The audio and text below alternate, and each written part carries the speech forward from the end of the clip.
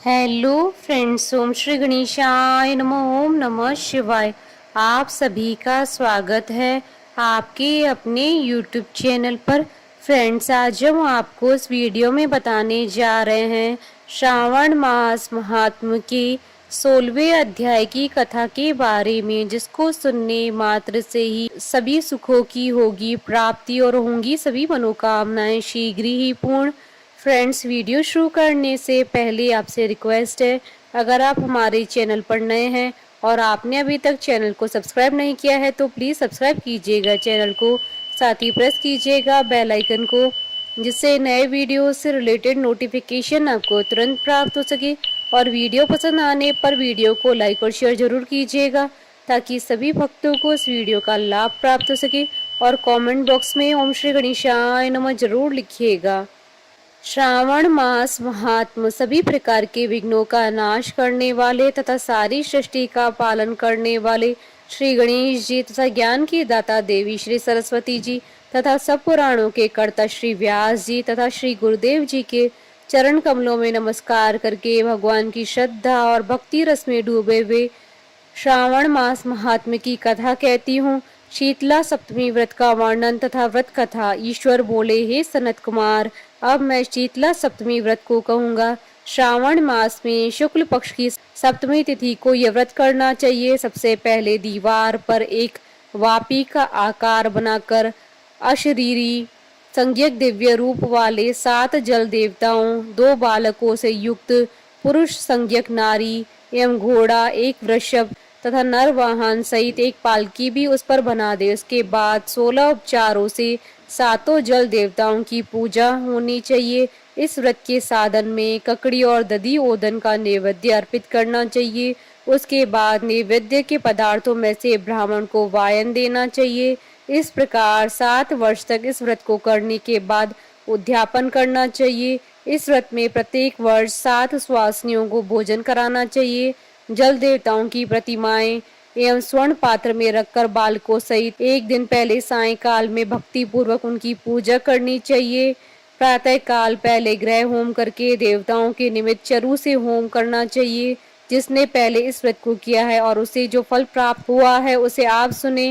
सौराष्ट्र देश में शोभन नामक एक नगर था। उसमें सभी धर्मों के प्रति निष्ठा रखने वाला एक साहूकार रहता था। उसने जल रहित एक अत्यंत निर्जन वन में बहुत पैसा खर्च करके शुभ तथा मनोहर सीढ़ियों से युक्त पशुओं को जल पिलाने के लिए सरलता से उतरने चढ़ने योग्य दृढ़ पत्थरों से बंधी हुई तथा लंबे समय तक टिकने वाली एक बावली बनवाई। उस बावली के चारों ओर थके राहगीरों के विश्राम के लिए अनेक प्रकार के वृक्षों से शोभामान एक बाग लगवाया, लेकिन वह बावली सूखी रह गई और उसमें एक बूंद पानी नहीं आया। साहूकार सोचने लगा कि मेरा प्रयास व्यर्थ हो गया और व्यर्थ ही धन खर्च हो गया। इसी चिंता में विचार करता हुआ वह साहूकार रात में वहीं सो गया।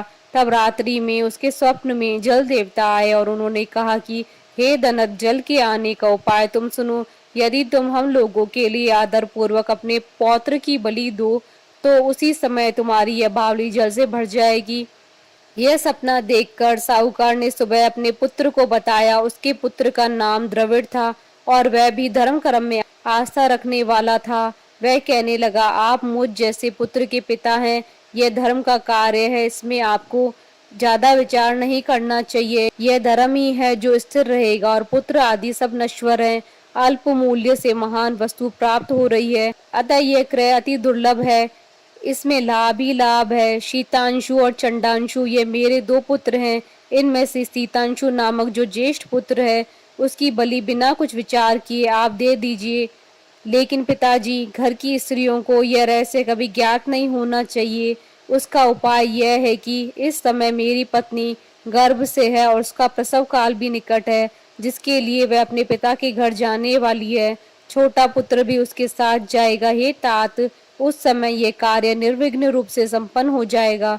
पुत्र की यह बात सुनकर पिता उस पर अत्यधिक प्रसन्न हुए और बोले, हे पुत्र, तुम धन्य हो और मैं भी धन्य हूँ जो कि तुम जैसे पुत्र का मैं पिता बना। इसी बीच सुशीला के घर से उसके पिता का बुलावा आ गया और वह जाने लगी। तब उसके ससुर तथा पति ने कहा कि यह ज्येष्ठ पुत्र हमारे पास ही रहेगा, तुम इस छोटे पुत्र को ले जाओ। इस पर उसने ऐसा ही किया। उसके चले जाने के बाद पिता पुत्र ने उस बालक के शरीर में तेल का लेप किया और अच्छी प्रकार से स्नान कराकर सुंदर वस्त्र या आभूषणों से अलंकृत करके पूर्वाषाढ़ा तथा शतभिषा नक्षत्र में उसे प्रसन्नता पूर्वक बावली के तट पर खड़ा किया और कहा कि बावली के जल देवता, इस बालक के बलिदान से आप प्रसन्न हो। उसी समय वह बावली अमृत तुल्य जल से भर गई। वे दोनों पिता पुत्र शोक व हर्ष से युक्त होकर घर की ओर चले गए। सुशीला ने अपने घर में तीसरे पुत्र को जन्म दिया और 3 महीने बाद अपने घर जाने को निकल पड़ी। मार्ग में आते समय वह बावली के पास पहुंची और उस बावली को जल से भरा हुआ देखा तो वह बहुत ही आश्चर्य में पड़ गई। उसने उस बावली में स्नान किया और कहने लगी कि मेरे ससुर का परिश्रम एवं धन का व्यय सफल हुआ। उस दिन श्रावण माह की शुक्ल पक्ष की सप्तमी तिथि थी और सुशीला ने शीतला सप्तमी नामक शुभ व्रत रखा था। उसने वहीं पर चावल पकाए और दही भी ले आई।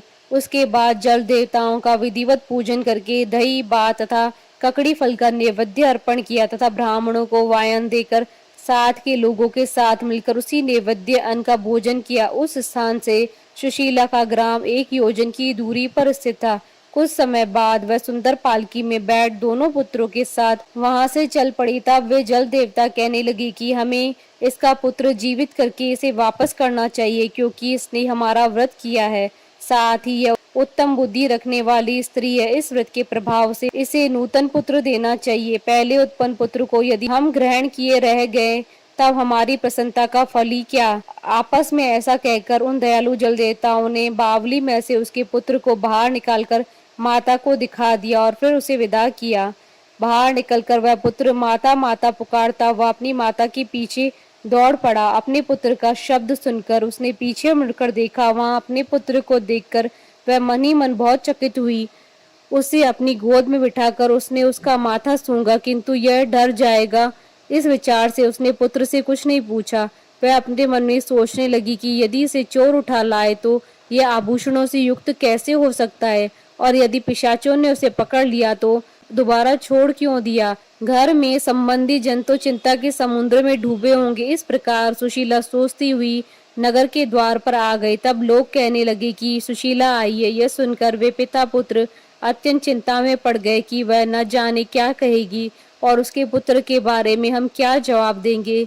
इसी बीच वह तीनों पुत्रों के साथ आ गई। तब ज्येष्ठ बालक को देखकर सुशीला के ससुर तथा पति घोर आश्चर्य में पड़ गए और साथ ही बहुत आनंदित भी हुए। वे कहने लगे, हे शुचि स्मृते, तुमने कौन सा पुण्य कर्म किया अथवा व्रत किया था। हे भामिनी, तुम पतिव्रता हो, धन्य हो और पुण्यवती हो।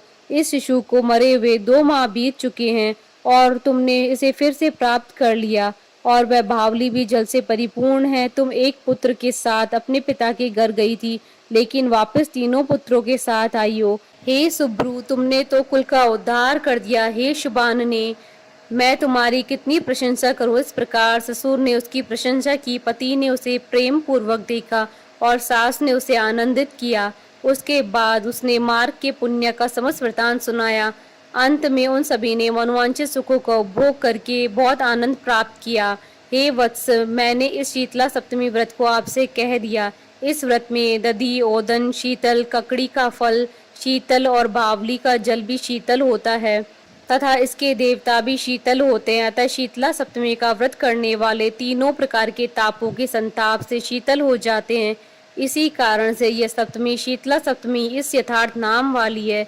इस प्रकार श्री स्कंद पुराण के अंतर्गत ईश्वर सनत कुमार संवाद में श्रावण मास महात्म में शीतला सप्तमी व्रत कथन नामक 16वां अध्याय पूर्ण हुआ।